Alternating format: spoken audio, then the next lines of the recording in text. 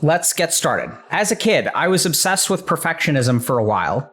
I tried to eat perfectly, spend all my time studying, avoid wasting any time on fun and games. I initially did this because I felt lonely and unloved as a kid, and I wanted people to like me for something. This kind of paid off for a while. When I got into middle school, I was deemed gifted, praised by all my classmates for being smart. I tried desperately to maintain this, but of course burned out within a year. As I've been setting higher and higher expectations of intelligence for myself, I've become more and more afraid of falling short. I feel like if I try my best at something and fail, I'll hate myself. And I'm afraid of that. So I don't really put much effort into anything anymore.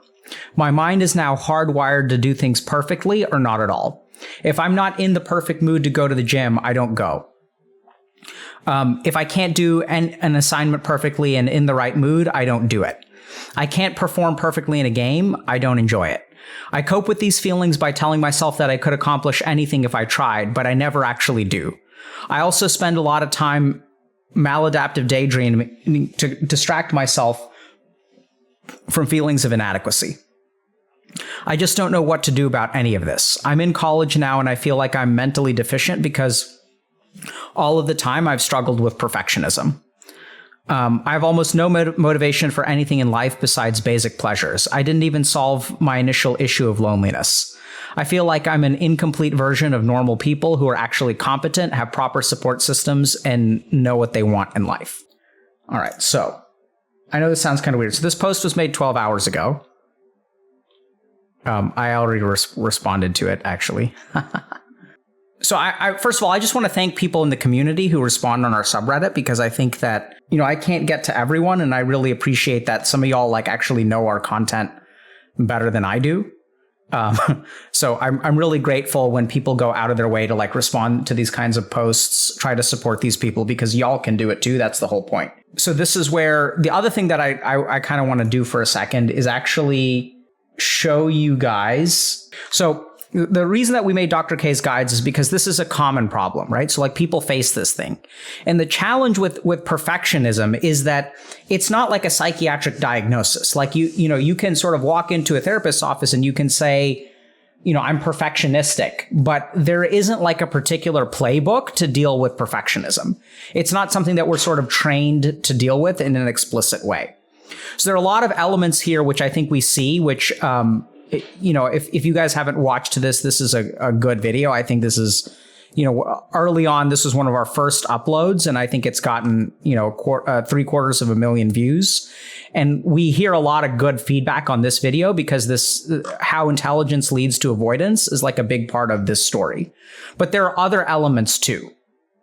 And so we actually have, in Dr. K's guides, in the guide on depression, there's actually a particular video called Falling Behind that talks about this sort of stuff. And so what I'm tempted to do is actually just share a piece of this video with y'all right now. One source of feeling depressed is the persistent feeling of falling behind. And I see this way too often, that people are kind of feeling like they've fallen behind and everyone else is kind of moving on with their life. And here I am kind of stuck, unable to kind of catch up. And so in order to understand and overcome this sense of falling behind, we're going to start by sort of exploring where it comes from. Then we're going to look at how it manifests in the mind. Then we're going to take a look at what our mind normally tries to do to fix it. And finally, we'll show you guys a different way to kind of overcome this sensation. So to begin with, the sense of falling behind starts with something that I usually call the problem of escalating impossibility. So this is best illustrated if you think about procrastinating before a test.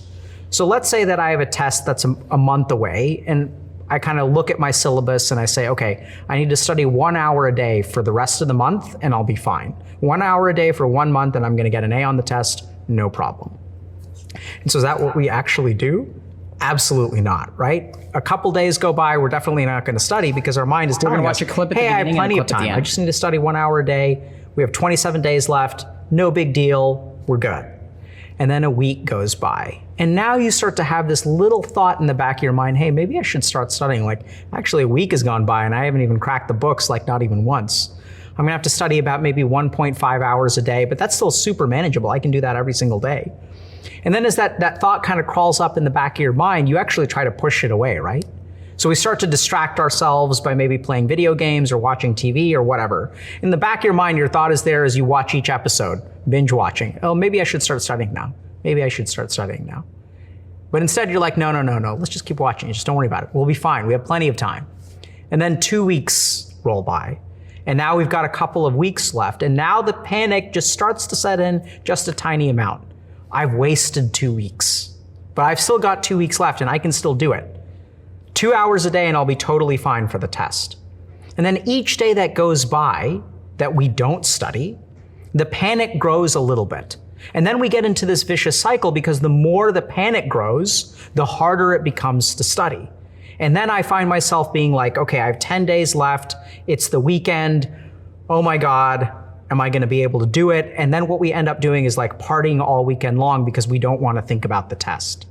And the more negative emotion we feel, the more we have to distract ourselves, the more we have to try to forget. And every day that goes by, it can feel like that perfect score on the test is getting further and further away. And then you have to study 5 hours a day. And then you have to study 8 hours a day. And at some point it starts to feel impossible. And at some point you kind of feel this gigantic mishmash of regret for not starting earlier. Last minute panic to kind of push you forward and actually start studying finally. And also like kicking yourself because, oh man, this would have been so easy if I had started earlier. And so in this jumble of emotions, it's like all of these emotions that we're feeling, we show up and we take the test and we try to forget about it immediately, right? We go and we distract ourselves, we go party. Oh my God, thank God it's over. So the question becomes, where did all of that emotional energy that was building up over the course of the month, where did it go? Because you feel that instant relief, it's over, it's in the past, push it out of my mind as hard as I can. The problem is that each time we do that, that sense that emotional energy sort of gets buried in our mind as a samskar. And we sort of have this sense that I'm someone. Okay, chat, we're gonna just jump forward, okay? So that's the general premise. There's some stuff in the middle. The more insignificant any step I need seen in a long time.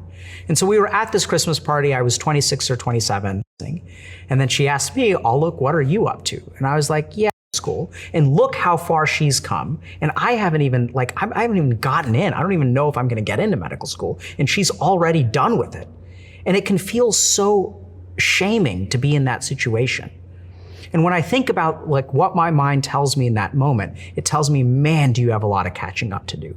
And this is the tricky thing, is that the more that I have to catch up, the bigger the mountain that I need to climb, the more insignificant any step I need to take is. And this is the real problem with catching up, which is that catching up is an action that's wrapped in an expectation. And what I mean by that is that the actions that I have to take, irrespective of whether I'm behind or not, that's just all a mental construction. The actions that I have to take are actually exactly the same. Whether I'm trying to lose a bunch of weight, if I'm trying to lose 100 pounds or 50 pounds or 20 pounds, the action is still the same. It's still to go to the gym. The problem is that if I'm trying to lose 100 pounds and I go to the gym, then it feels like I haven't really taken a step forward. And so as I try to catch up, the more my mind tells me you need to catch up, you need to catch up, you need to catch up, the harder it is to actually take one step forward. So bizarrely, what we need to do in order to move forward is to let go of catching up. And if we want to move forward from falling behind, what we really need to do is let go of catching up and this idea that you've fallen behind. Because it doesn't matter. I mean, behind is a mental construction. Catching up is a mental construction. If you want to get into shape, you have to go to the gym. That's the only way forward. Your way forward is exactly the same. And this complex of falling behind and catching up is just layered on top of your mind and makes every action way more hard. So then that begs the question, why is it so damn hard to let go of catching up? Why is it so damn hard to let go of falling behind? And this is where the redemption arc comes in. Because we've been raised on a culture of triumph, that the hero at 45 minutes into the movie is, everything is stacked against him. And that's when you dig deep and you really win and you become an amazing person. So I remember after that Christmas party, I went home and I was like laying in bed and I was thinking the only way that I can catch up is I have to go to Harvard because she didn't go to Harvard. And if I go to Harvard, I'm going to do better than her. I'll be better than her. I can actually catch up. The more far behind I fall, the more I have to become awesome and magnificent. If I've dropped out of college, I have to start a $1 billion tech startup to make up for it. And in that moment, what our mind is trying to do is we have all of this dormant emotional energy, all of these times that we've told ourselves, you can do better. You should have started studying earlier. Why are you so dumb? Why didn't you start? Why didn't you start? Why didn't you start? All that emotional energy is sitting down there. And so what our mind has to do is I need a triumph. I need a victory. I need something that can make me feel so good about myself that it's stronger than all of that toxicity of me being a person who's fallen behind.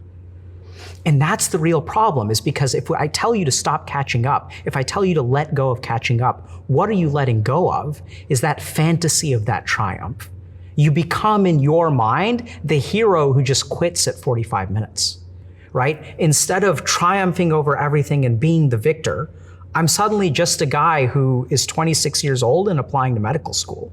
So the desire to catch up is actually what keeps us stuck. And if you really want to move forward, you have to let that go. You have to let go of the entire construction, right? Because what does it mean to have fallen behind? It's a construct of the mind. What does it mean to catch up? It's a construct of the mind. What does it mean to have triumph and redemption? It's all thoughts in my head. If I meet my friend, next year at the Christmas party, it's just a conversation I'm going to have. If I'm in medical school, I'm in medical school. If I've caught up, I've caught up. If I haven't, whatever. It's all the same. If I'm a medical student, I'm a medical student. Reality is one thing, and we just layer a construct on top of it. So the way to move forward is to let go of catching up. The way to move forward is to recognize that action can only be taken in the present. And moving forward may never let me catch up, but I don't need to catch up. All I really need to do to become unstuck is to move forward. And so the problem of falling behind, this samskara of falling behind, is something that people struggle with a lot. And my hope is that by understanding how it's born, how it manifests, how our mind tries to deal with it, we can actually take a slightly different approach. We can unplug that entire mental construction and start to actually do something that moves our life in the right direction. So let's talk about this for a second. So this is literally why we made Dr. K's guides. Literally. It's because these problems that people face, right? These things that people post 12 hours ago, it really wasn't a plan. And you guys know, this is what we deal with. And the issue is that there are actually things that can be done about this. So let's kind of unpack this. And the reason that I showed it is because, frankly, any explanation that I give here is not going to be as clean and as polished as what's in the guide, because, we wrote out a script and we did takes and all that good stuff. But here are a couple of elements to it, okay? These are the guides that are being released in 6 weeks or something. So here's the thing. So someone says, okay, I'm perfectionistic. Why are they perfectionistic?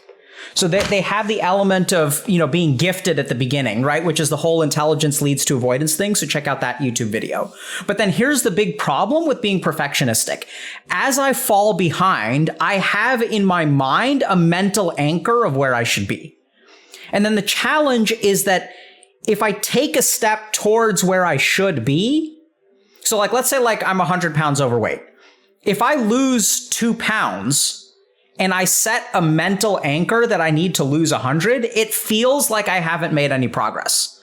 If I feel kind of insecure about myself, if I feel like I've fallen behind, I lose 2 pounds of weight, and then instead of being inspired by that, my body actually does my mind does the opposite. It says this is never going to be enough. As long as I strive for perfection, as long as I anchor myself to some artificial goal, anything that I do is never going to be enough. But if I let go of that perfectionism, if I let go of that, then losing 2 pounds, in order to lose 100 pounds, I have to lose 2 pounds. Absolutely. If my goal is to lose 100 pounds, it has to start by losing 2. I can't lose all 100 all at once. But the problem is that when we have this idea of perfectionism, we set up this goal for ourselves of what we want to be. And as we like move towards that goal, instead of like actually getting positive reinforcement by taking one step forward, the more we strive for perfectionism, the harder it is to actually take like one step forward, because anything that you do on the journey is going to be insufficient, won't be perfectionistic. So then you end up staying stuck, right? So like, I'm not going to try anything until I can be perfect, which in turn means that I'm paralyzed because I can never try anything, because the first time I try something, I'm never going to be perfect. And so this is a huge problem. So how do you let go of that, right? It's about sort of like understanding, where did this idea of perfectionism come from? Because it is a construct of the mind. There's no such thing as a perfect anything. Like, you look around, there's no such thing as a perfect, like, walk outside. Like, I'm in a place where there are plants outside. So if you look outside, there's no such thing as a perfect plant. Perfection is a construct of the human mind. It cannot be found in nature. In nature, the only thing that is just like what is. There's no such thing as a perfect rock. There's no such thing as a perfect orbit. There's no such thing as like a perfect anything, right? It's a human construct. Even geometric perfection is like, that's a human that says that this is geometric perfection, right? We're the ones who apply the standard of perfection. It's not a real thing. And so like, the more that we chase that idea of perfection, the more it actually paralyzes us, because anything. So this is the key point that I want y'all to understand. If you hold on to perfectionism, it does not reinforce progress. Progress and perfectionism are at two ends of the spectrum. And because if I want to iterate, if I want to try, if I want to get better, if I want to progress is not about the end. It's about the beginning or the next step. And so the more I hold on to perfectionism, the harder it is to progress. I won't let myself progress. And so that's the huge scam about this kind of thinking. And y'all are right that like, it's hard, right? Because if you let go of your perfectionism, like, what are you left with? Because the reason that you need the perfectionism is because you have to make up for like all the stuff that you didn't do right. We look at this case, like, my mind is now hardwired to do things perfectly or not at all. If I'm not in the perfect mood to the gym, I don't go, right? So like, this is the problem. So then like, where did this come from? And so this is a result of this right here. As I begin setting higher and higher expectations of intelligence for myself, I become more and more afraid of falling short. And you can't there's no such thing as falling short. Falling short is all about not living up to an expectation in your mind. If I lose 2 pounds at the gym, I lose 2 pounds at the gym. If I do 10 push-ups, I do 10 push-ups. If I do 20 push-ups, I do 20 push-ups. The action plus the expectation need to be separated. So if you're stuck in perfectionism, what you need to do is separate the action from the expectation. Recognize that like, everything in your head is just some psychological construct. It's not like a real thing. And as you separate out the expectation from the action, then you'll be able to act. Practically what that looks like is like, really exploring, what makes it hard for you to go to the gym and not be perfect.